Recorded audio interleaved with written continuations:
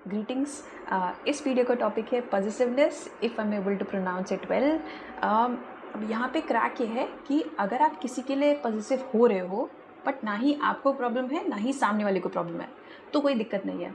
But अगर आप बिना चाहते हुए ऑटोमेटिकली किसी के लिए पॉजिटिव हो रहे हो, एक्स्ट्रा पॉजिटिव हो रहे हो और आपको खुद भी दिक्कत हो रही है और हो सकता है सामने वाले को भी दिक्कत हो रही है, तो उस केस में क्या किया जाए? अगर इसको और ब्रेक डाउन किया जाए तो कभी कभी ऐसा होता है कि हम किसी के लिए extra cautious, extra careful, extra caring हो जाते हैं, एक्स्ट्रा पॉजिटिव हो जाते हैं और हमें पता भी नहीं होता इंटरनली कि ऐसा क्यों हो रहा है। हम उसके छोटे छोटे अफेयर्स में अपना टांग अड़ाते, मेडलिंग करते हैं, टांग अड़ाते हैं, नाक अड़ाते हैं, जो भी करते हैं। एंड छोटे छोटे affairs, affairs in the sense कि मतलब डे टू डे अफेयर्स, वो वाले नहीं, बट हाँ डे टू डे अफेयर्स कि डेली काम जो भी हो रहा है। मान लीजिए किसी से छोटा नोक झोंक हुआ एंड आप बीच में कूद रहे हो उसके बीच में सबको सॉल्व करने के लिए, या फिर अगर और उसको समझा जाए तो मतलब आप एक्स्ट्रा कॉशियस हो रहे हो और वो भी आप चाहते नहीं हो, बट आप extra caring and extra positive हो रहे हो कि हाँ इसके मतलब मेरे साथ कुछ भी हो जाए, इसके साथ कुछ बुरा नहीं होना चाहिए, या फिर नहीं मैं इसका इसका लाइफ सेट कर दूंगा, या इसका लाइफ सेट करना मेरे मेरे ऊपर है, इसकी लाइफ की प्रॉब्लम्स मेरी प्रॉब्लम्स है। अब अगर आपको लग रहा है, मेरे हिसाब से ये बहुत ही खतरनाक स्टेट होती है। क्यों? रीज़न बीइंग कि अगर आप अपने बचपन में जाओ, मतलब टीनेज जो टाइम होता है, अगर आप उसमें जाओ तो आपको एक्स्ट्रा कंट्रोलिंग पेरेंट्स ज़्यादा किसी को पसंद नहीं होते। हमें बाद में समझ में आता है कि हाँ सब कुछ हमारे अच्छे के लिए हो रहा था, लेकिन उस टाइम पे जो टीनेज पीरियड होता है या वो जो टाइम होता है उस पे हमें समझ में नहीं आता कभी भी कि वो जो भी बोल रहे हैं वो हमारे अच्छे के लिए बोल रहे हैं। ओके, वैसे ही अगर आप किसी के लिए कुछ ज़्यादा ही रेस्ट्रिक्शंस पुट करो कि हाँ ये मत करो वरना ये हो जाएगा, जैसे कि होता ना, जैसे बचपन में पेरेंट्स मतलब कुछ भी अगर मान लीजिए बोलते कि बाहर मत खेलो, ठंडी में बाहर मत जाओ, ये मत करो वो मत करो, तो हमें हमें इंटरनली कहीं ना कहीं लगता है कि वो हमें समझ नहीं रहे। हम फ्रेंड्स से कोई भी चीज़ शेयर करना ज़्यादा प्रेफर करते हैं इन कंपैरिजन टू पेरेंट्स। इसको सपोर्ट करने के लिए अगर आप देखें तो बहुत सारे वेब सीरीज़ बने हुए हैं, बहुत सारे सीजन्स आए हुए हैं, बहुत सारे आपको मिल जाएगा कि हाँ बच्चे बच्चे प्लस जो ओल्ड एज पीपल होते हैं। मतलब अगर आप कोई भी वेब सीरीज़ देखोगे, ऐसे बहुत सारे चीज़ें, या फिर आप नॉर्मली अपने घर के आसपास ऑब्जर्व करोगे तो नॉर्मली क्या होता है, लोग या तो बच्चों को कंट्रोल करने में लग जाते हैं या तो फिर जो ओल्ड एज पीपल है कि तुम मतलब आप ये दवाइयाँ लो, आप अपना ध्यान नहीं रख रहे, ये नहीं कर रहे, वो नहीं कर रहे। तो एक्स्ट्रा कंट्रोल करना दोनों ही ग्रुप्स को अच्छा नहीं लगता है। अब इसका रिपरकशन क्या होता है?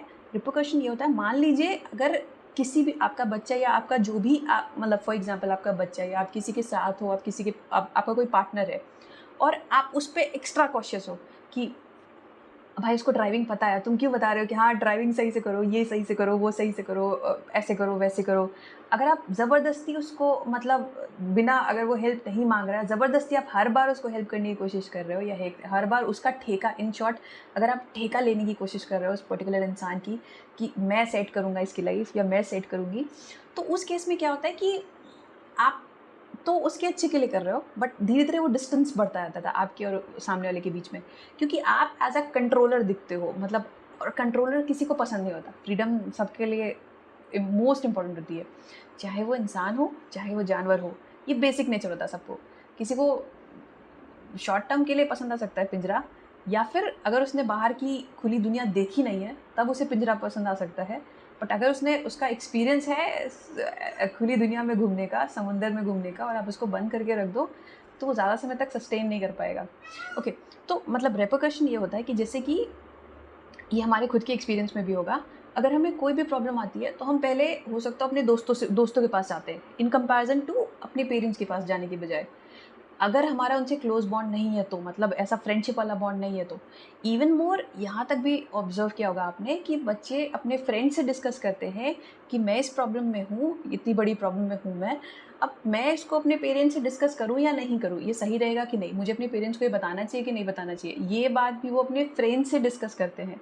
सो अगर आप एक्चुअल में किसी की केयर कर रहे हो या एक्चुअल में आप किसी के लिए कंसर्न्ड हो, तो आपको उसका फ्रेंड बनना ज़्यादा ज़रूरी है इन कंपैरिजन टू एक कंट्रोलर जो कि उसका मतलब आपका ये माइंडसेट अगर होगा कि मैं ठीक करूँगा सब कुछ, मैं देखूँगी सब कुछ उसके लिए, तो उस केस में ये आपका ही लॉस होगा, क्योंकि आपका बच्चा या आपका पार्टनर आपको प्रेफ़र नहीं करेगा वो सारी बातें शेयर करने से, वो कहीं और जाएगा शेयर करने। और ज़्यादा बेटर ये होगा कि वो आपसे, अगर किसी प्रॉब्लम में है तो सबसे पहले आपसे शेयर करे, क्योंकि हो सकता हो आप उसके लिए जेन्युइनली कंसर्न्ड हो, बाकी लोग नहीं हो। ओके। एंड अच्छा, ये हो गया प्रॉब्लम है क्या। अब ये प्रॉब्लम आती क्यों है? एक्चुअल में जब हम किसी के साथ, मतलब जब हम किसी को साथ रहते हैं या ऐसा होता है, तो जब ये मेरा वर्ड लग जाता है, मतलब जैसे कि मेरा बच्चा, मेरा हस्बैंड, मेरा दोस्त, या फिर मेरा कोई, जब भी ये मेरा हो जाता है और अगर ये बहुत ज़्यादा डीप हो जाता है, तो हम, एक होता है कॉन्शियस लेवल, एक होता है सबकॉन्शियस लेवल। सबकॉन्शियसली हमारे माइंड में एक इमेज बन जाती है कि ये मेरा एक्सटेंशन है।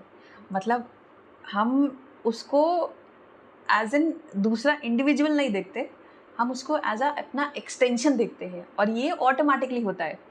ये मतलब सबकॉन्शियसली हो जाता है अपने आप, हमें पता भी नहीं होता। उस केस में हम एक्स्ट्रा प्रोटेक्टिव हो जाते हैं कि हाँ भाई, तुम अगर मान लो फॉर एग्जांपल कोई ग्लास का वो भी उठाया है, तो हम बताएंगे उसे कि चोट लग जाएगा, तो ये मत, हो सकता है हम उसे डांटे भी उस टाइम पे कि हाँ ये मत करो, वो मत करो, इस तरह से। बट वो पसंद नहीं आता नॉर्मली किसी को। और क्योंकि अगर हम अपने आप को रख के देखें, तो हर चीज़ में टोक टोक, हर चीज़ में ये वो, तो वो हमें भी नहीं पसंद आएगा। तो सिमिलरली अगर हम दूसरे के ऊपर रख के देखें, तो वो उन्हें भी पसंद नहीं आएगा। ओके। एंड अब इससे निकलने का क्या तरीका है? निकलने का तरीका ये है कि आपका ये हो इसलिए वजह से रहा है, क्योंकि अपने माइंड में, आपके सबकॉन्शियस लेवल पे, वो आपको आपका ही एक्सटेंशन दिख रहा है। मतलब आपको कोई भी सेपरेशन नज़र नहीं आ रहा। आपके लिए वो जुड़ा हुआ है आपसे, सबकॉन्शियस माइंड में ये इमेज बनी हुई है आपकी। ओके। इस वजह से आप उस पे पूरा वो हक रख रहे हो, या ये कर रहे हो, वो कर रहे हो। अब आपको ये क्लियर, अगर आपको लगता है कि ये पॉजिटिव नेचर आपके लिए और आपके मतलब जिसके साथ भी हो आप, उसके लिए प्रॉब्लमैटिक हो रहा है, तो इससे निकलने के लिए आप क्या कर सकते हो? आप आराम से बैठ के ये समझ सकते हो कि ये एक्चुअल में जुड़े नहीं हैं हम, एक्चुअल में हम अलग हैं। अब इसको थोड़ा सा टाइम लगेगा, इसको थोड़ा सा टाइम देना पड़ेगा समझने के लिए। ओके, हम बेसिक लेवल से स्टार्ट करते हैं।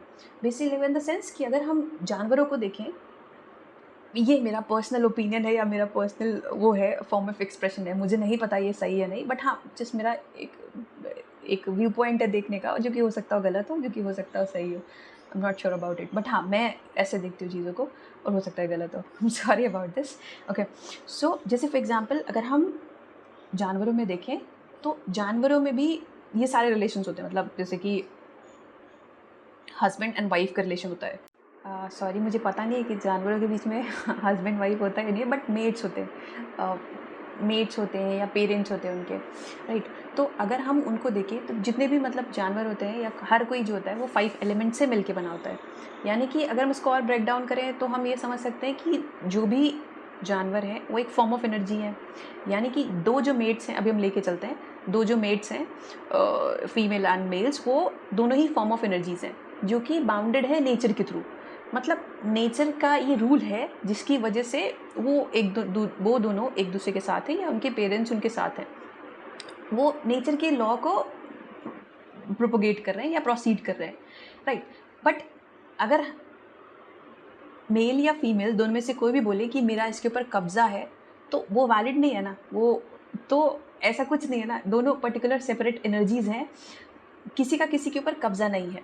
हम यहाँ से समझ सकते हैं, अभी हम जैसे जानवरों पे आए बेसिक लेवल पे, हम नेक्स्ट लेवल पे आते हैं एडम एंड ईव पे, जो कि मतलब बोलते हैं कि ह्यूमैनिटी का स्टार्ट हुआ था, मुझे पता नहीं है, बट जस्ट एन एग्जाम्पल कि एडम एंड ईव को, मेल एंड फीमेल को, अगर दोनों साथ में हैं, तो वो दोनों भी नेचर के लॉ को प्रोपोगेट कर रहे हैं, मतलब बढ़ा रहे हैं आगे, या नेचर के रूल के थ्रू बाउंडेड है, जो उनका काम है वो कर रहे हैं। बट अगर एडम या ईव में से कोई भी जो दो पर्टिकुलर एनर्जीज़ हैं, अगर दोनों में से कोई भी कहे कि हाँ मेरा इसके ऊपर कब्जा है, पर ये वैलिड नहीं है ना, क्योंकि दोनों एनर्जीज़ है, ये भी एनर्जी है, वो भी एनर्जी है। बट किसी का किसी के ऊपर कब्जा नहीं है। कोई बोले कि हाँ मुझे इसका लाइफ सेट करना है, या इसकी सारी, मतलब किसी का कब्जा नहीं हो सकता ना, तो ये वैलिड नहीं है। इसी तरह से अगर हम अपने ऊपर देखें, तो हम भी जिसके साथ हैं, फॉर एग्जाम्पल पेरेंट्स हो गए हमारे, या फिर अगर मतलब रिलेटिव्स हो गए या फिर हस्बैंड वाइफ हो गए, तो उस केस में अगर आप किसी का कब्ज़ा ले रहे हो तो ये वैलिड पॉइंट नहीं है, क्योंकि आप भी एक पर्टिकुलर एनर्जी हो, वो भी पर्टिकुलर एनर्जी है। सो किसी का कोई किसी के ऊपर कब्ज़ा नहीं कर सकता। इस तरह से आप अपना पॉजिटिव नेचर जो है उसको छोड़ सकते हो, मतलब मेंटली छोड़ सकते हो, क्योंकि जब आपको वो जो एक्चुअल में सबकॉन्शियस लेवल पे आपके माइंड में एक इमेज बनी है कि ये मेरा एक्सटेंशन है, बट जब उस इमेज को आप ब्रेक डाउन करोगे लॉजिकली, अपने आप को लॉजिकल रीज़न दोगे, तो एक उस इमेज को छोड़ के एक नई इमेज बनेगी आपके माइंड में, जिसमें आप और आप जिसके साथ जिसके लिए भी काफ़ी पॉजिटिव हो रहे हो, वो दोनों अलग अलग एनर्जीज़ के फॉर्म में दिखेंगे। इस तरह से आप टैकल कर सकते हो। हाँ, रियलिटी ये है कि सब मतलब रियलिटी ये है कि पूरा यूनिवर्स एक दूसरे के साथ जुड़ा हुआ है, सारी फॉर्म ऑफ एनर्जीज़ है, बट अगर आप मेंटली देखोगे तो मेंटली और मतलब मेंटली हम एक दूसरे से अलग है। हमारा एजुकेशन सिस्टम, हमारा ब्रॉट अप होना, अगर एक ही घर में 2 भाई हैं, 2 बहन हैं, तो वो हाई चांसेस है कि दोनों अलग हो सकते हैं। सो मेंटली हर कोई अलग है, तो अगर आप किसी के ऊपर कब्ज़ा करने की कोशिश कर रहे हो या एक्स्ट्रा पॉजिटिव नेचर है आपका, तो वो आपके लिए भी प्रॉब्लमाटिक हो सकता है और सामने वाले के लिए भी हो सकता है। अगर आपको ऐसा लगता है कि आपके लिए प्रॉब्लम है, तो ये might be a solution, I am not sure, but हाँ, मतलब मेरे हिसाब से ये ऐसा हो सकता है, जिसके गलत होने के भी चांसेस हैं। Thank you.